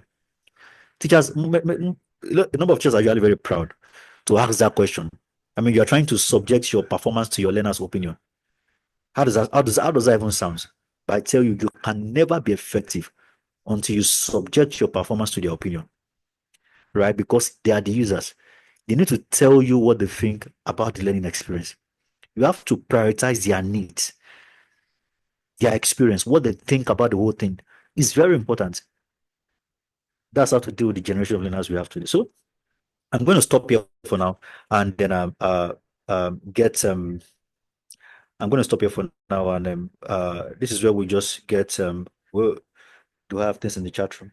Okay, yeah, this is where we'll probably take some questions and comments and things like that on today's session and what you have learned about design thinking. Again, this is just like introductory, just the framework, showing you through the framework. All right. Maybe in subsequent sessions we can look into um, the application of design thinking in the classroom, right? Design thinking 101, that's another level. But this is just an introduction, and it'll be nice to hear your thoughts and take questions as well. Yeah, over to you, Mr. Emirat. Thank you so much for that wonderful session. Okay, so we'd like to have your feedback, like your feedback on the program, on the section. But before the feedbacks, is there any question that you need to ask? Maybe I will bear the card. Maybe I will bear the card so that everybody can feel free to ask question. Let me ask you a question. I just so that I'm doing this so that I can encourage others to also have questions. So as I ask question, generally you can also raise up your hand and then ask question. My question is this: we've looked at design thinking. Of course, we understand that the way the curriculum is designed, or many curriculum are designed, there is no room for design thinking. Can you walk us through, because it's one of the things we asked them to do in the breakout room, but I still feel that we're not able to do it effectively from my own part. We're not able to do it effectively from my own part. Let's assume somebody wants to take which science subject will science topic. Maybe somebody wants to take soap and detergent, for instance, as a topic, or wants to take construction in mathematics, or wants to take maybe in history, the Ghana-Nigerian food that called Ghana Moscow. How do a teacher, I want us to be a bit practical now, how do a teacher design lessons like this so that it can fit into the design learning, design thinking framework? The number two is that, is it every topic or every session? Will it be every session that we have a project-based learning approach? because of course we know we have other approach, blended learning, flipped classroom, problem-based, collaborative learning, and the likes. Will every topic have a project-based approach? These are the two questions I want to ask. Yeah, thank you. Thanks for that question. So design thinking says that always start with a prototype, right? And a prototype, like I said when I was presenting, right, is simple, right? It is low cost, right? And also low risk, right? I get this question a number of times too, right? So whatever it is you want to do within the classroom, right? We have to always think about starting with something very simple, right? Some teachers get it wrong when they think they have to do something big, or the whole thing itself is something big that has to start in a very big way. And then, you end up disrupting the system and you are getting negative feedback and stuff like that, right? Design thinking says that you will have to always start with a prototype. But let me quickly mention that, of course, every topic in every subject has a connection with a need in the real world. Just as the foundation. Every topic in every subject has a connection with a need in the real world, right? I give an example of what's it called? Um, um, Common illness in the community, that school and stuff, and how they went out. But you see, they don't have to always go out, right? Design thinking says that you don't have to do it every day. In fact, it could be something you are going to do once in 2 weeks, once in 3 weeks, once in 4 weeks. But what you are doing is that you have a system where you are intentional about innovating, right? In the right way, based on your context. So we're dealing with different kind of context here.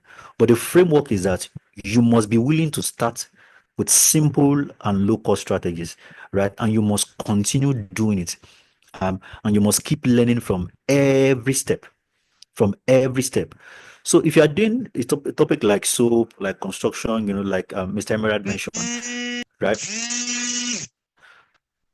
Like Mr. Emerald mentioned, then what is going to happen first of all is that any topic you want to bring into, you want to do with your learners, right? Design thinking says first empathize, right? Understand if your learners are ready for that topic. Now, this one I'm saying is very practical, right? Something you can apply like from tomorrow, right? Design thinking says first empathize, right? Understand if your learners are ready for that topic, right? There are some topics you want to take, and you know that the environment for that topic is not even the classroom. There are topics you cannot be talking about in the classroom, right? I still had that question. Why do we do agriculture as a topic in non-agricultural environments? We can't be doing agriculture and students are seated in a classroom and they are writing notes. It doesn't align, right? So design thinking says that first of all, right, start with your learners, right? Understand their background, their needs, right? And so that when you are running the topic, right, some kids are not left behind, right? You can choose to break them into groups and do some kind of activities because you know that, oh, there's a group of students that maybe don't have the resources or the things required to do that topic, right? Okay, so that means I'm going to approach it differently like this. So design thinking says empathize, right? Maybe for a topic like construction, maybe not everyone has a construction set, right? Or everyone has a construction set, right? And then you can go deeper and look at um, you know, um, just start in such a way, right, that everyone is actually engaged and carried alongside, right?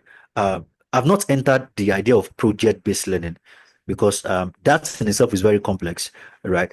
But if we're going to do project-based learning, right, even in Africa, right, we must be willing to submit our system, right, to a different kind of design approach that demands that every topic is going to be connected.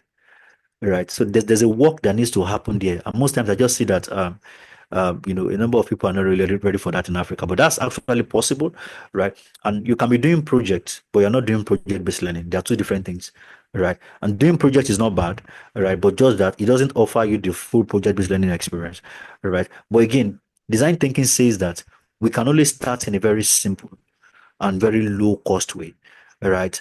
To advance things, right? And not think about, oh, it's the whole system is very messed up, the whole thing is complex, right? Can you just start small, right? And learn from the experience, right? Start small by doing things as basic as always factoring your learners in your designs. Don't design for them, design with them, right? How about if you want to enter a topic and then maybe you have sent a survey, maybe a Google form or something, and you are asking them, what do you think about this topic? And how could we go about this topic to make it fun for you, right? What if your learners are bringing in that kind of feedback? We need to engage with this in another way. If you want engagement, if you want ownership, right? That's design thinking because you are trying to just put yourself, because when they are responding with their passion, with their interest. They are now seeing themselves as part of the learning, right? So they are telling you how they would like to be a part of it. That way you don't run after students, right? They are going to be engaged, right? Because of the sense of ownership, because they are not just doing what their teacher said they should do. They are doing what they co-created, right? There's a co-creation work there, right? What I've just said now is a very practical thing that we should all think about. We should think about applying, right? In how we engage our learners and how we also plan our lessons. Don't do it for them. Do it with them. Let there be a co-design. Let there be a co-creation in that design process, and then you will see that everything just changes in your classroom, right? The level of engagement, right? The level of involvement, in the classroom, right? So that'll be my response, to that first question. Always start small, right? And learn from the experience, right? It's a prototype. Test it, right? Learn from the experience. And like I said, the five phases they are it's not linear, right? You can keep going from 5 to 1 or 2 to 4 based on the context, but there's always an initial phase of 1 to 5. After that initial phase, everything becomes like a side. You can go from 5 to 4 to 3 like that, as the case may be. Okay. Yeah. Um, so that will be my response to that question. Um, and by the way, like I said, today's topic is just introductory. It's just to introduce us to the design thinking framework, right? There's a whole module on the full application and things like that. Now my question is, as a teacher, so Mr. Merrill, I'm taking the second question. Okay. Second question, okay. But Yeah. after that, I think we have some persons that are also asking questions already. Yes. Yeah. So now my question is, as a teacher, you are teaching and you discover that the learners are not getting it right. For example, in the math class, you are teaching quadratic equation and you are seeing that they are not following. What do you do? Bring in design thinking. Perfect question. Perfect question. So you are teaching quadratic equation and your learners are not getting it right. Then the next thing to do in that instance is to stop. STOP is to stop, right? But then again, let's think of preventive maintenance. In engineering, there's preventive and there's corrective, right? Let's come from the preventive side first of all, right? The preventive side says that you need to create a system that should prevent things like this, right? Which means that even before taking the topic, right, you need to know. I said it before. You cannot work with a group of students that you don't know. This is the first job of every teacher today. Know your learners. Know them so well that you know their pace, you know their learning styles, you know their learning preference, right? Know them so well, right? That you know the right resource, right, to get them to understand and to make progress. Know your learners to that point, right? Design thinking says that's the first thing. So that's the preventive side of it. Know them so well, right?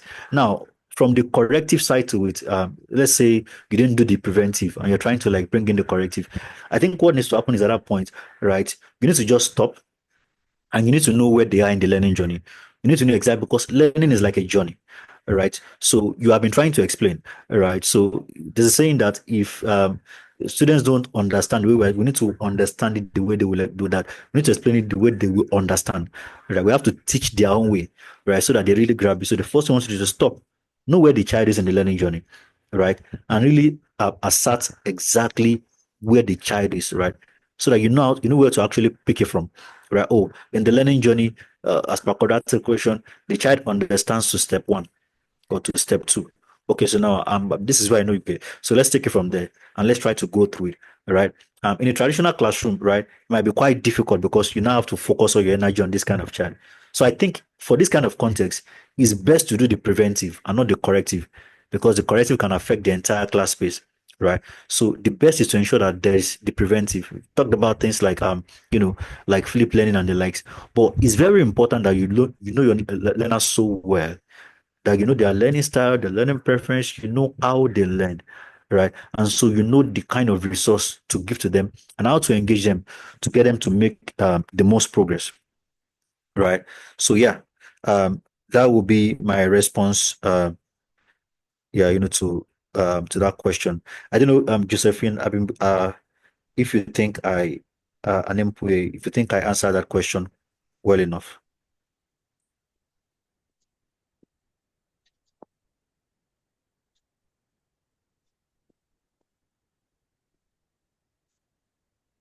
Okay.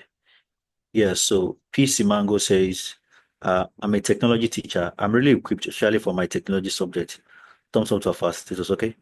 All right. So yeah, Somebody just somebody said divine touch tutor said is a comment. Maybe after okay. Josephine is done, you can have a comment. All right.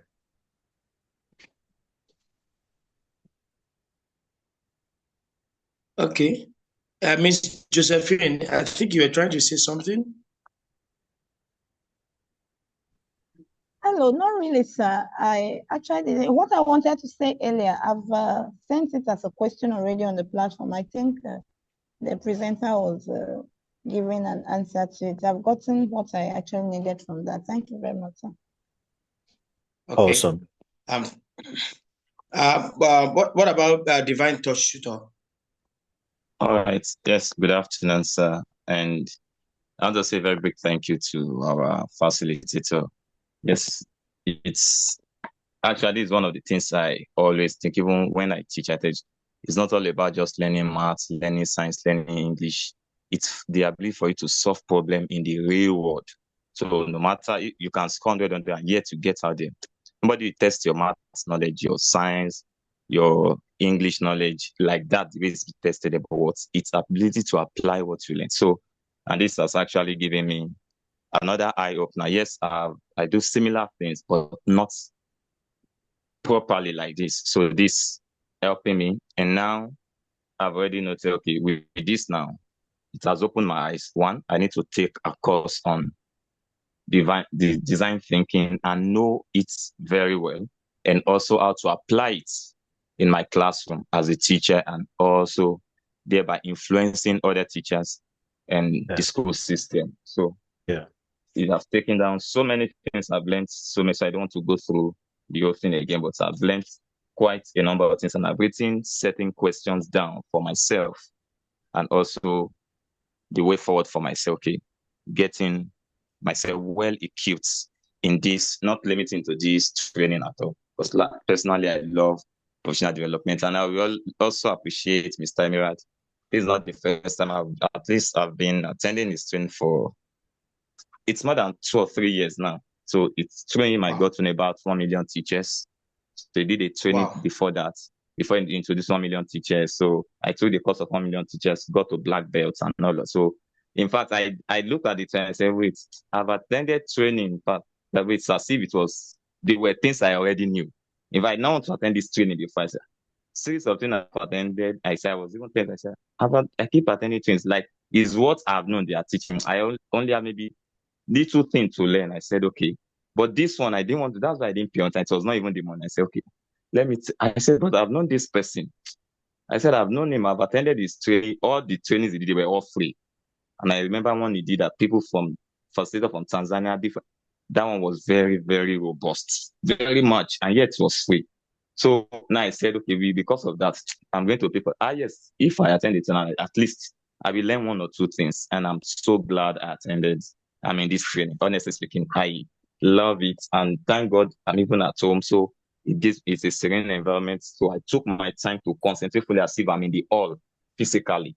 So taking time, brainstorming, asking myself questions, asking, okay, what do I need to do to move my teaching career forward, how to help my children, even how to challenge the school system to help the school owners, the administrators, okay, see things in commander and what is the purpose of teaching the student? Will they be relevant in few years to come and all of that? So thank you so much.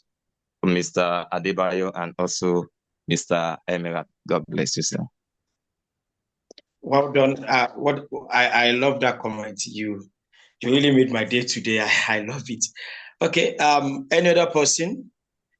I would continue to collaborate with others as I think. Okay, good. Do you have any other questions or comments as we begin to? Because I psychologically, I usually ensure that trainings are not more than 2 hours, maximum of 2.5 hours, so that the there won't be mental stress, and of course you can fully concentrate. And that's what we have done so far. Okay, so okay, any other question or comments?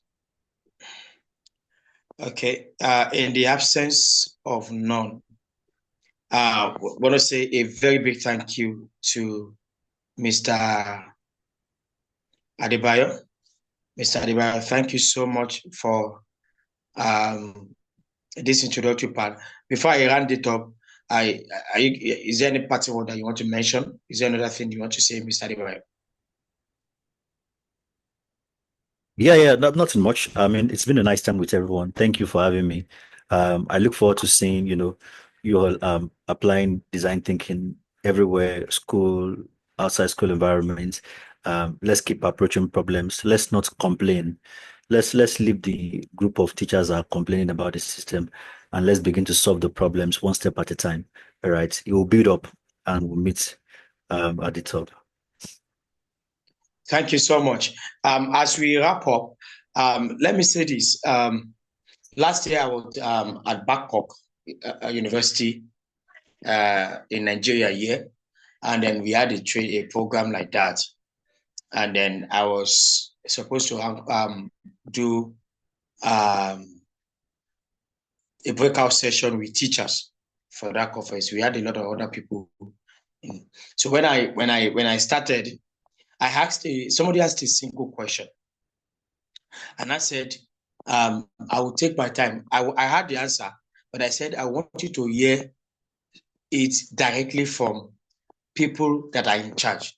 So because I tested the special advisor to the governor on education in Ogun State, Mrs. Wonkesho, and then she said she was going to be available, and she was coming. And then luckily enough, when she came, I prompted to ask the same question. Because I needed to sit beside all those people that partook in that breakout session. And then the question was, what are they doing about our curriculum? Our curriculum is not good. It's not giving us flexibility. It's not helping us to teach the way we want to teach and the likes. And in a very good manner, Mrs. Wonkesho said, curriculum is designed to regulate and to provide a guide. The teacher is still the alpha and omega of learning. If any meaningful learning and transformation theory will take place, it is still the teacher.